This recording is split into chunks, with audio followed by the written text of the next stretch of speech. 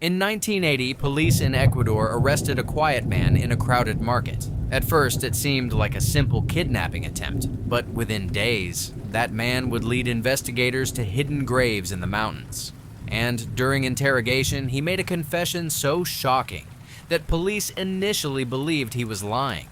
He calmly claimed that he had murdered hundreds of children.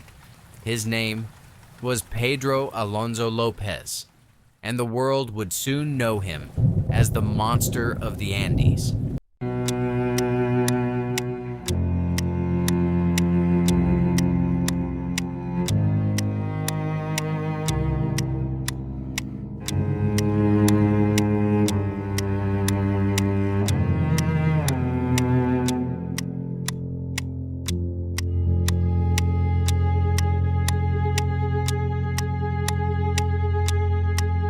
You are watching Dark Casebook.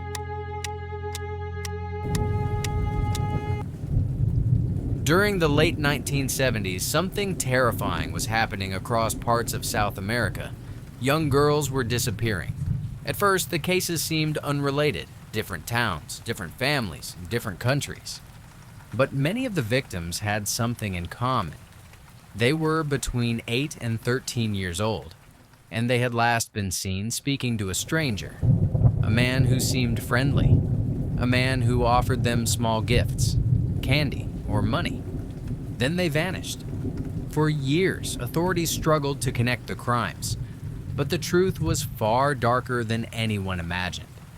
Everything changed in 1980 in the Ecuadorian city of Ambato.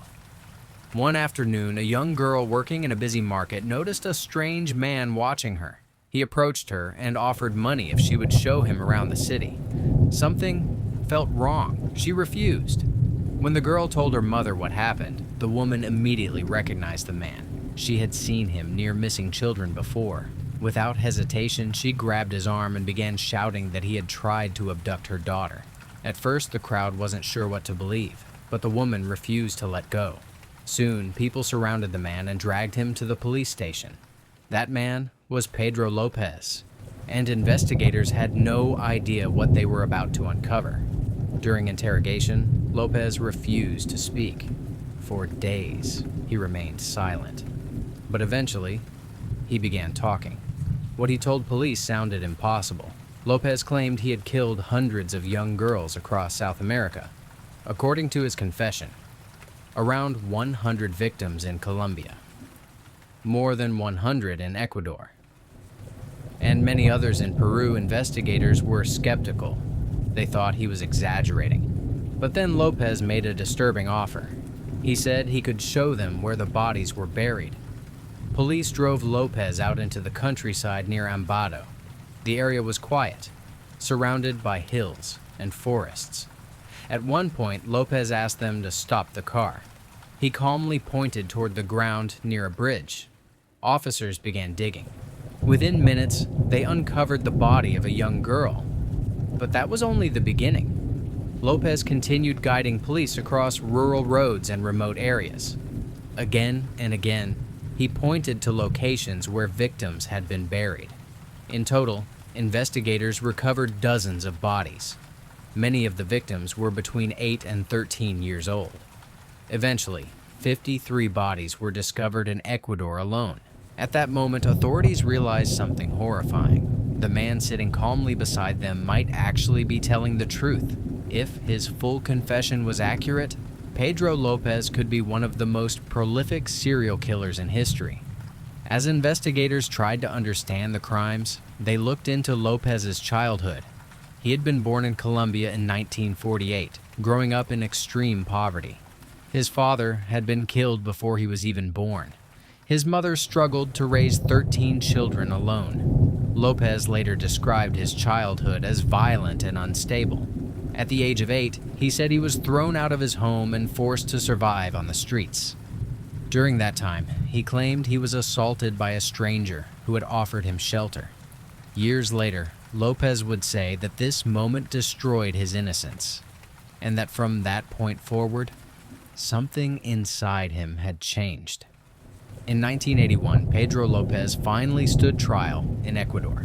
But the legal system had a shocking limitation. At the time, the maximum prison sentence in Ecuador was only 16 years. Despite the scale of the crimes, the court could not give him anything more. Lopez was convicted and sentenced to the maximum penalty allowed by law, 16 years, for dozens of murders. But the story didn't end there. After serving most of his sentence, Lopez was eventually released from prison. He was briefly placed in a psychiatric institution in Colombia. Then, he was released again. And that is when the story took its most disturbing turn. In 1999, Lopez visited a government office in Bogota to renew his identification documents. That was the last confirmed sighting of him. After that day, Pedro Lopez vanished. Some investigators believe he may have died years ago. Others believe something far more chilling, that the man once called the monster of the Andes may have simply changed his identity and disappeared into the world. To this day, the fate of Pedro Alonso López remains unknown, but the horrifying mystery he left behind still raises one disturbing question. If one of the most prolific killers in history truly walked free, where did he go?